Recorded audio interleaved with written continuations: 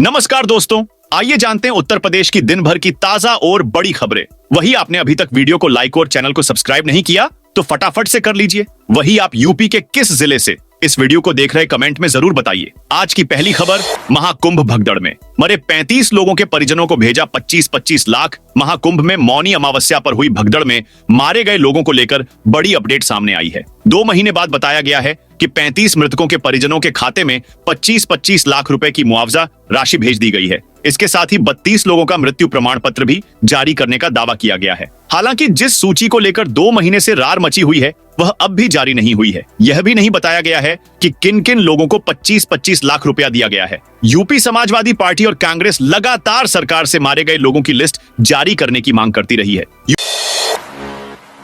UP में 2204 स्कूलों को दिया जाएगा टैबलेट। प्रदेश में प्रत्येक राजकीय माध्यमिक स्कूल को एक-एक टैबलेट दिया जाएगा। परिषदीय प्राथमिक व उच्च प्राथमिक स्कूलों की तर्ज पर इन विद्यालयों में भी ऑनलाइन शिक्षा को बढ़ावा दिया जाएगा। वहीं योजनाओं की ऑनलाइन माध्यम से त्वरित समीक्षा भी की जा सकेगी। सभी 2204 राजकीय माध्यमिक स्कूलों के प्रधानाचार्य इसका उपयोग करेंगे। टैबलेट खरीदने के लिए कम पड़ रही करीब 62 लाख रुपए की धनराशि राज्य सरकार वहन करेगी। कैबिनेट ने माध्यमिक शिक्षा विभाग के इस प्रस्ताव को मंजूरी दे दी है।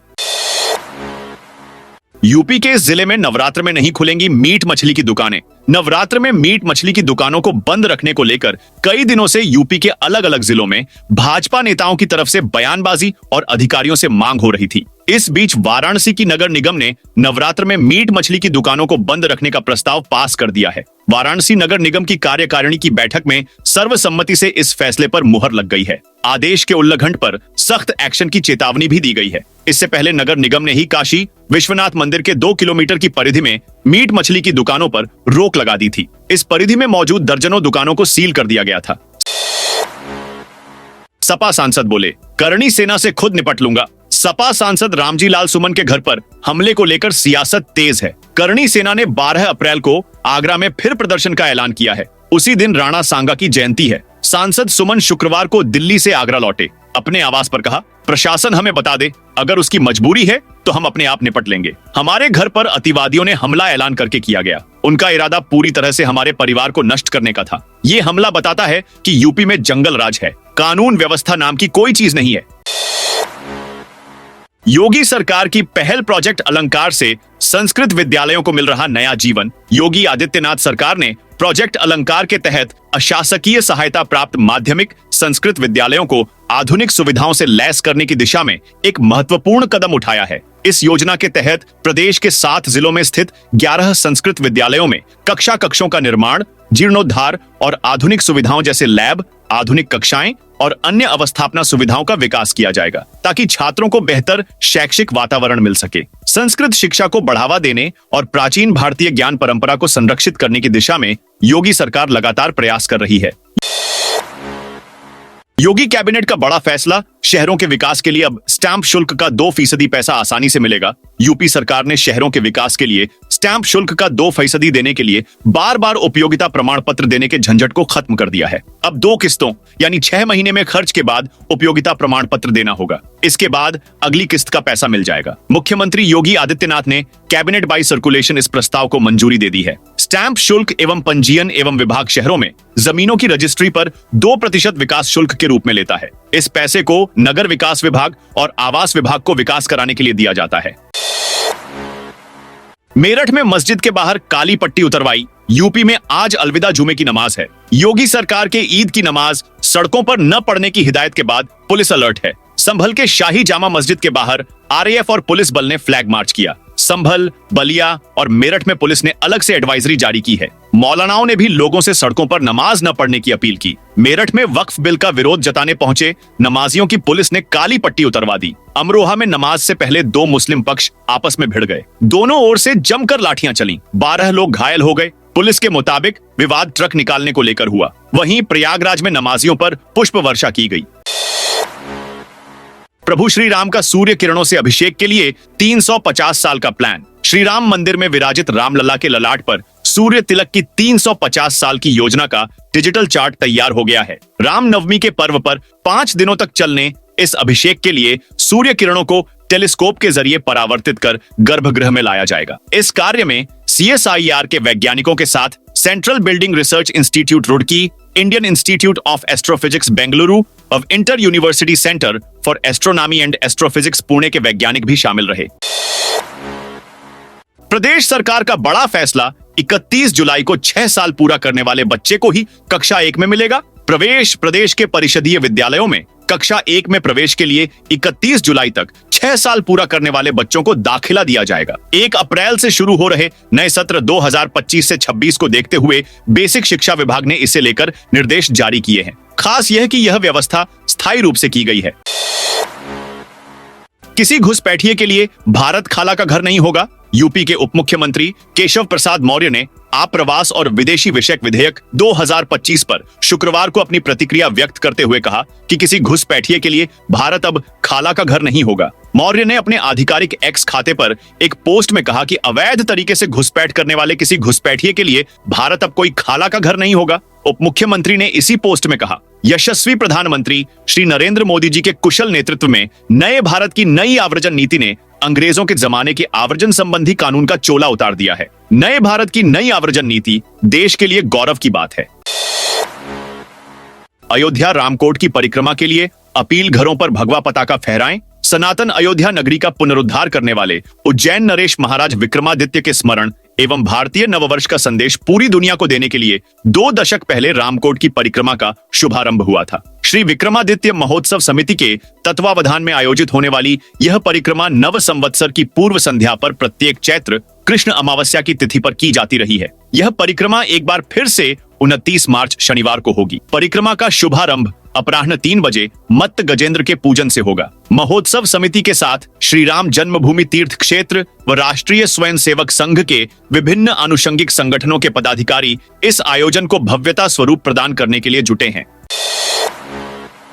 मुरादाबाद से बरेली का सफर महंगा। नए वित्तीय वर्ष का पहला दिन हाईवे पर यात्रा करने वालों की जेब पर भारी पड़ेगा, क्योंकि हाईवे की टोल दरों में वृद्धि की गई है। कार पर 10 रुपए और भारी वाहनों पर 35 रुपए बढ़ाए गए हैं। मुरादाबाद बरेली रूट पर नई टोल दरें 31 मार्च की आधी रात यानी 1 अप्रैल से लागू हो जाएंगी। मुरादाबाद से बरेली जाने के दौरान कार चालक को 2 टोल पर 10-10 रुपए अतिरिक्त चुकाने होंगे। ऐसे ही कार से बरेली जाने वाले को नियामतपुर इकरोटिया टोल पर 160 और थिरिया खेतल में 165 रुपए देने होंगे। मुरादाबाद से बरेली जाने के दौरान कार चालक को 325 रुपए टोल टैक्स देना होगा।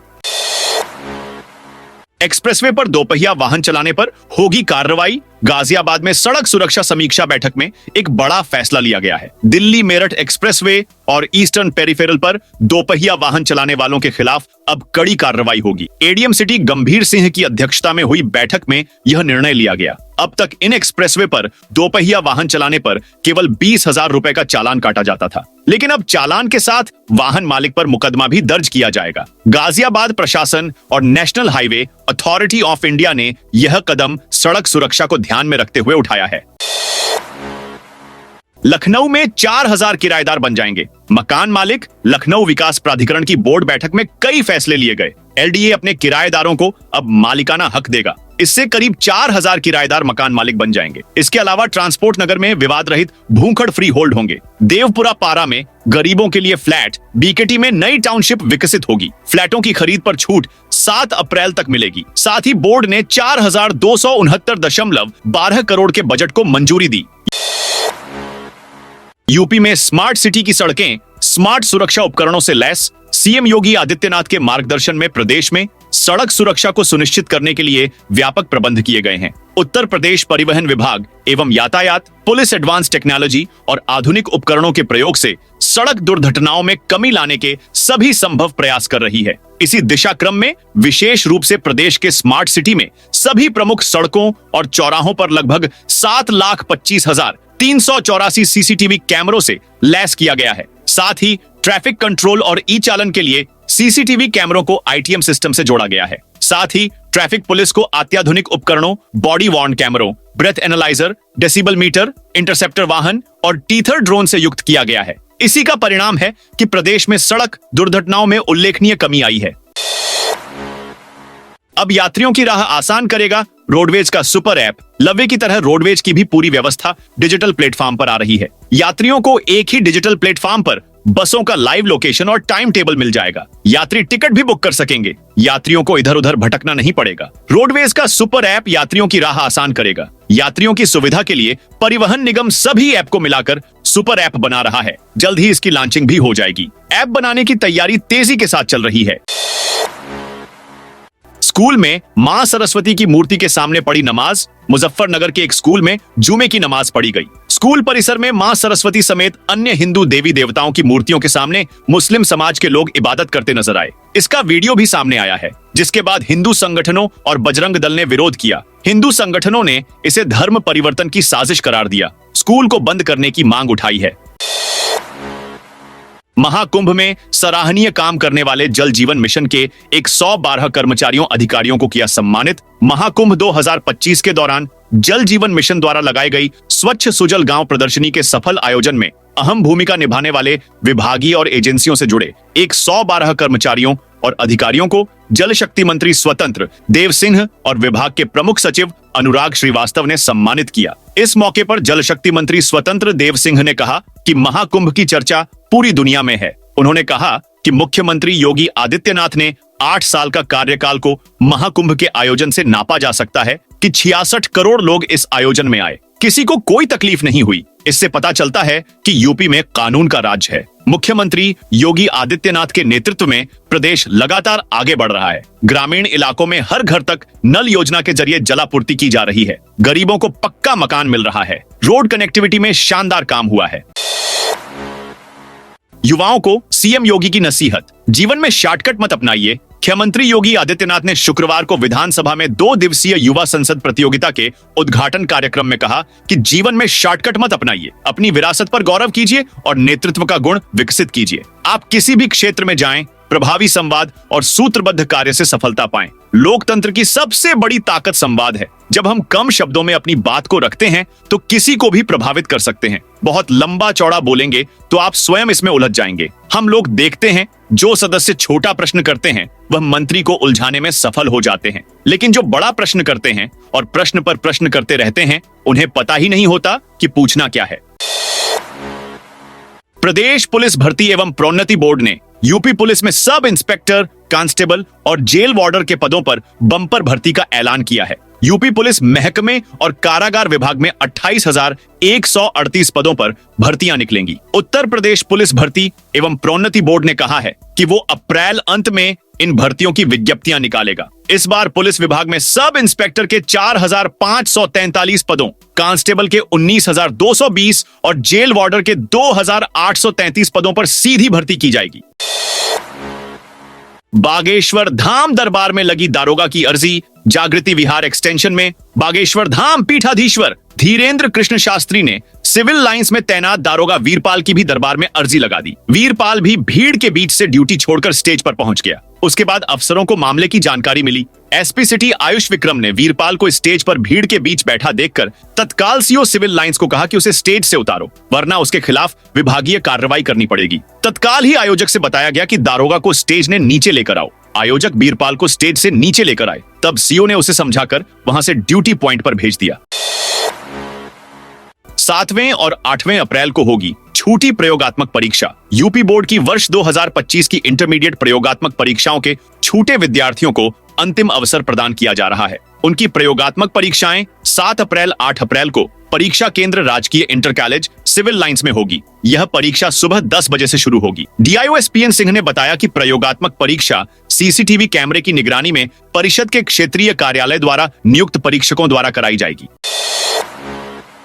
नवरात्र पर सुबह 5 बजे शुरू होगी वाटर सप्लाई। ईद और नवरात्र को लेकर मंदिरों से लेकर मस्जिदों के आसपास साफ सफाई व सीवर भराव की समस्या नहीं होगी। शुक्रवार को महापौर प्रमिला पांडेय ने जलकल मुख्यालय में बैठक कर सख्त निर्देश दिए कि इस बार नवरात्र में सुबह 5 बजे से वाटर सप्लाई शुरू होगी। जलकल अधिकारियों को सख्त निर्देश दिए कि तपेश्वरी देवी मंदिर, काली मंदिर बंगाली मोहाल, काली मठिया शास्त्री नगर, बारा देवी मंदिर, जंगली देवी किदवई नगर, वैष्णो देवी दामोदर नगर समेत अन्य मंदिरों के साथ साथ ईद में मस्जिदों के आसपास सीवर भराव, सीवर ढक्कन खुले न हो,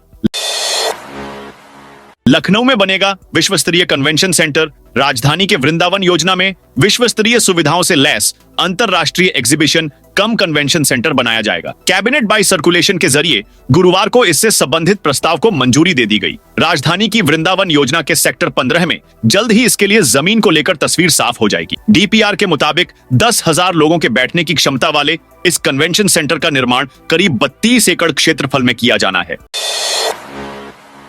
नवरात्र से प्रयागराज के सफर में बदलाव। गर्मियों को देखते हुए नागर विमानन निदेशालय ने नवरात्र यानी 30 मार्च से समर शेड्यूल लागू करने का फैसला किया है। इसके तहत प्रयागराज एयरपोर्ट से संचालित सभी विमानों का समय बदल जाएगा। हालांकि इस बार समर शेड्यूल में प्रयागराज को एक भी नई उड़ान नहीं मिल रही है। उल्टा लखनऊ के लिए चलने वाली सीधी उड़ान को बंद कर दिया गया है। इंडिगो एयरलाइन ने प्रयागराज से लखनऊ के लिए संचालित सीधी उड़ान को बंद कर दिया है। इस उड़ान को डीजीसीए के समर शेड्यूल में भी शामिल नहीं किया गया है।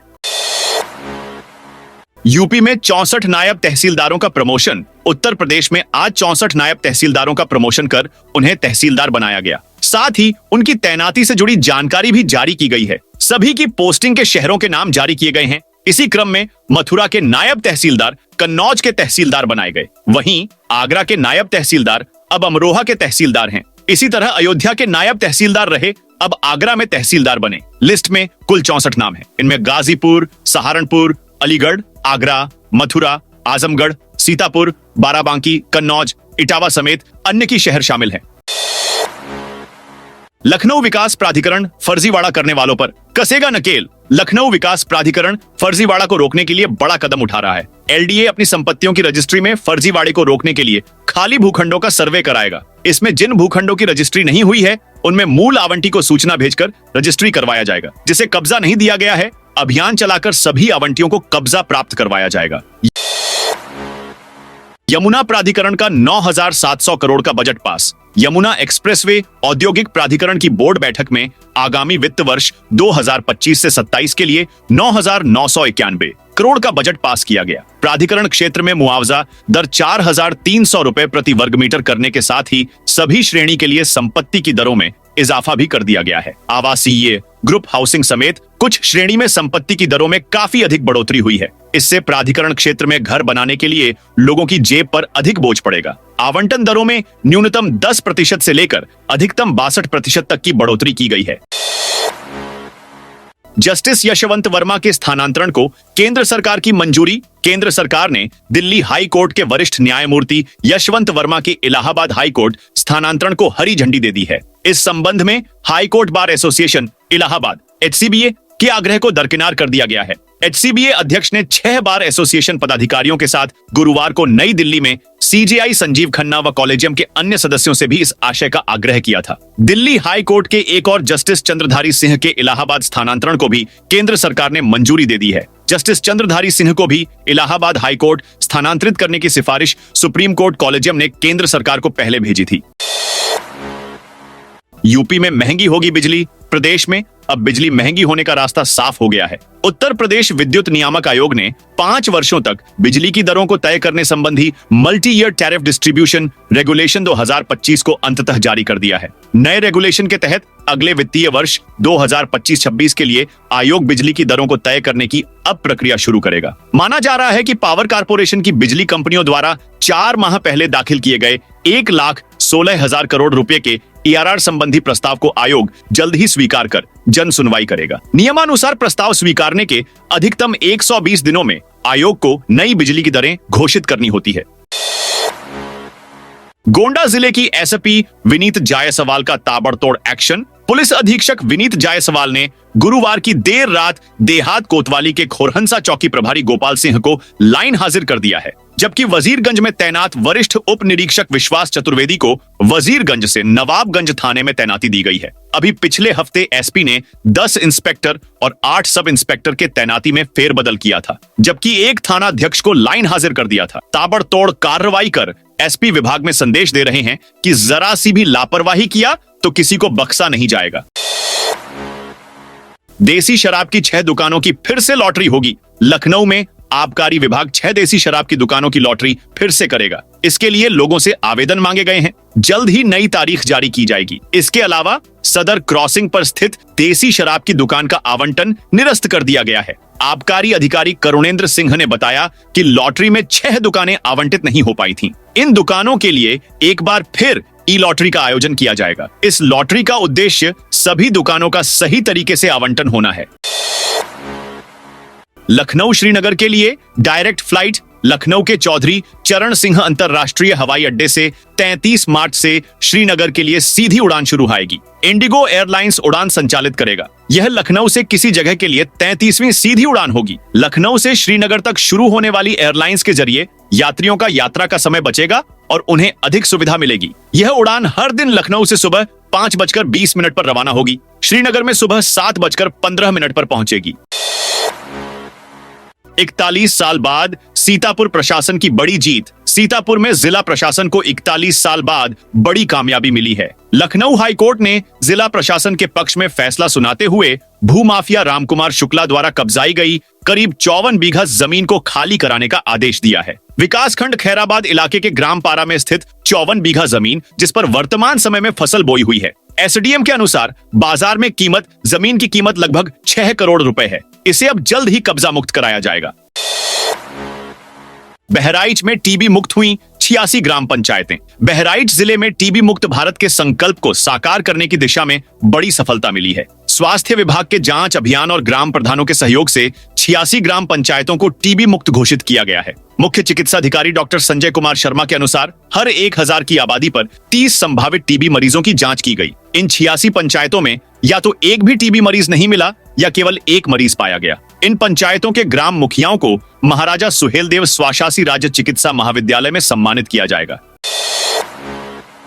आईटीआई छात्रों को टेबलेट वितरण। बहराइच में योगी सरकार के 8 साल पूरे होने के उपलक्ष्य में महाराज सिंह इंटर कॉलेज में विशेष कार्यक्रम का आयोजन किया गया। कार्यक्रम के अंतिम दिन एमएलसी पद्मसेन चौधरी ने लाभार्थियों को विभिन्न योजनाओं का लाभ वितरित किया। मुख्यमंत्री युवा उद्यमी विकास अभियान के तहत लाभार्थियों को चेक दिए गए। वहीं ओडीओपी प्रशिक्षण योजना के तहत टूलकिट और आईटीआई के छात्रों को टैबलेट वितरित किए गए। एमएलसी चौधरी ने कहा कि उत्तर प्रदेश अब अचीवर स्टेट बन गया है। बेहतर कानून व्यवस्था और संसाधनों के कारण निवेशकों का भरोसा लौटा है। उत्तर प्रदेश अब देश का सबसे बेहतर निवेश गंतव्य बन गया है। हरदोई के जंगली बाबा मंदिर को मिली बड़ी सौगात। हरदोई के माधोगंज विकास खंड में स्थित जंगली बाबा मंदिर के पर्यटन विकास को नई दिशा मिलने जा रही है। राज्य सरकार ने मंदिर के विकास के लिए 49 लाख 39 रुपए की वित्तीय स्वीकृति दी है। इसमें से पहली किश्त के 3 लाख रुपए जारी कर दिए गए हैं। जिलाधिकारी मंगला प्रसाद सिंह ने बताया कि इस परियोजना को राज्य पर्यटन विकास निगम लिमिटेड क्रियान्वित करेगा। विधान परिषद सदस्य अशोक अग्रवाल के प्रयासों से यह परियोजना मंजूर हुई है। उन्होंने पर्यटन विभाग को पत्र लिखकर इसकी मांग की थी। दोस्तों, यह थी उत्तर प्रदेश की दिन भर की ताजा और बड़ी खबरें। जय हिंद, जय भारत।